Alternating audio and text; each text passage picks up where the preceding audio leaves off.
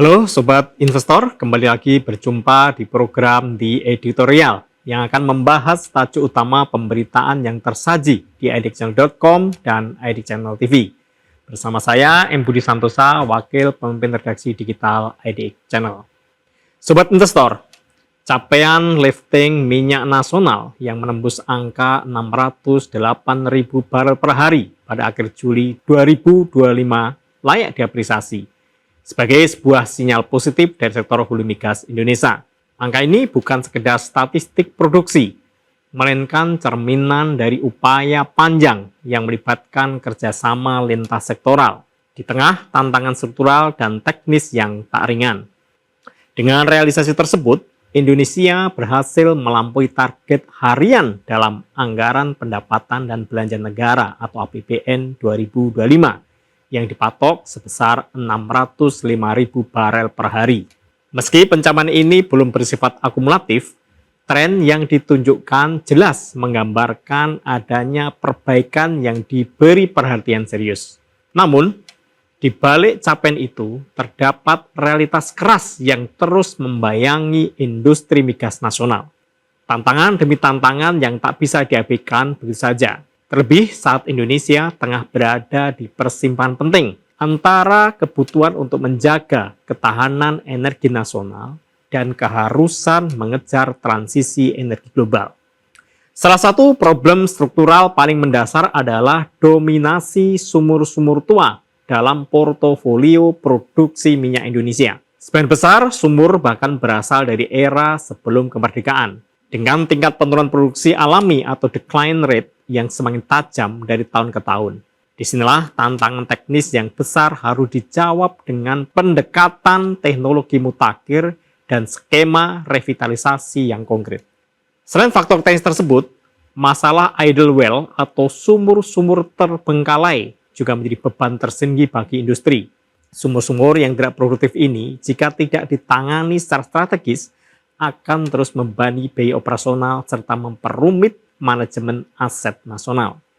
Sayangnya, revitalisasi sumur idle memerlukan investasi yang tak kecil dan penuh risiko, terlebih jika dilakukan tanpa perhitungan keekonomian yang matang. Karena itu, diperlukan formulasi kebijakan yang lebih progresif untuk menarik minat investor, termasuk dalam hal ini insentif fiskal yang kompetitif dan jaminan kepastian hukum yang kuat.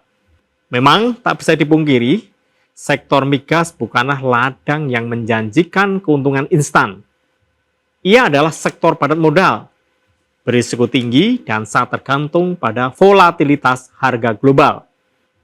Karena itu, investasi di sektor ini sangat selektif dan para investor cenderung berhati-hati dalam menanamkan modalnya. Ini menjadi alasan mengapa peran negara melalui regulasi dan dukungan infrastruktur menjadi sangat penting. Pemerintah dituntut untuk menciptakan iklim investasi yang sehat, transparan, dan akuntabel agar menarik lebih banyak pelaku usaha, baik domestik maupun asing. Tentunya untuk mengambil bagian dalam membangkitkan kembali produksi migas nasional.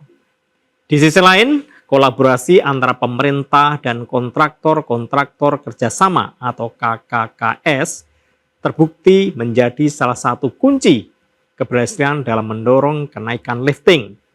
Dialog yang intensif, koordinasi yang solid, serta penyelarasan visi antara regulator dan pelaku industri harus terus dipertahankan, bahkan ditingkatkan. Kinerja hulu migas bukan semata ditentukan oleh kemampuan teknis, tetapi juga oleh sinergi antar pemangku kepentingan. Ketika semua pihak bergerak dalam irama yang sama, peluang untuk menggenjot lifting hingga mencapai target tahunan menjadi jauh lebih terbuka. Dan dari demikian, keberhasilan jangka pendek seperti melampaui target harian bukan akhir dari persoalan. Tantangan untuk menjaga konsistensi lifting sepanjang tahun masih sangat besar. Naik turunnya produksi harian sangat mungkin terjadi karena berbagai faktor teknis, faktor operasional, maupun eksternal seperti cuaca ekstrim atau kendala logistik.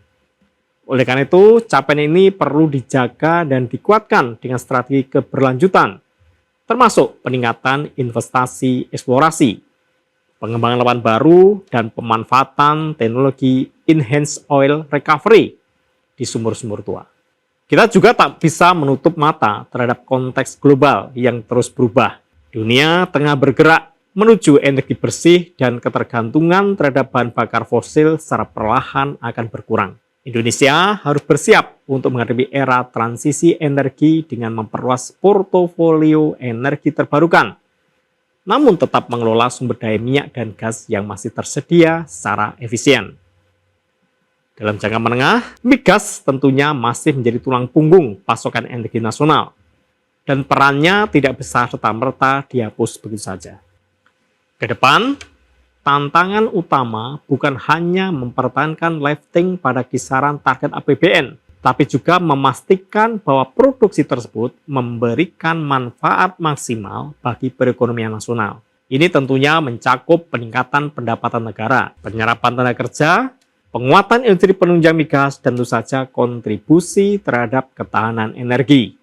Untuk itu, peran SKK Migas sebagai badan pelaksana harus semakin ditajamkan, bukan sekedar fasilitator, tetapi juga sebagai pengarah kebijakan yang adaptif dan inovatif.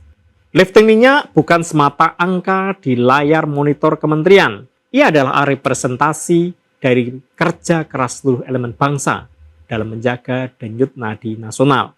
Maka, apresiasi terhadap capaian sementara ini patut diberikan, namun tak boleh membuat kita lengah. Justru disinilah saatnya memperkuat fondasi kebijakan, mengoptimalkan sinergi, dan membuka jalan baru menuju industri migas yang lebih efisien, lebih transparan, dan berdaya saing tinggi. Dengan semangat kolaborasi dan komitmen bersama, bukan hal mustahil untuk menjaga tren positif ini hingga akhir tahun. Namun, perlu diingat bahwa menjaga energi bukan hanya soal mengebor bumi, tapi juga soal menggali visi dan komitmen untuk masa depan yang lebih berkelanjutan. Dalam konteks ini, lifting bukan hanya target tahunan, melainkan juga ujian bagi ketangguhan kita sebagai bangsa energi. Demikian program di editorial edisi kali ini. Saya M. Budi Santosa, pamit undur diri. Jangan lupa pantau terus berita ekonomi, bisnis, dan pasar modal hanya di IDIC Channel TV, idicchannel.com, dan media sosial IDIC Channel. Sampai jumpa.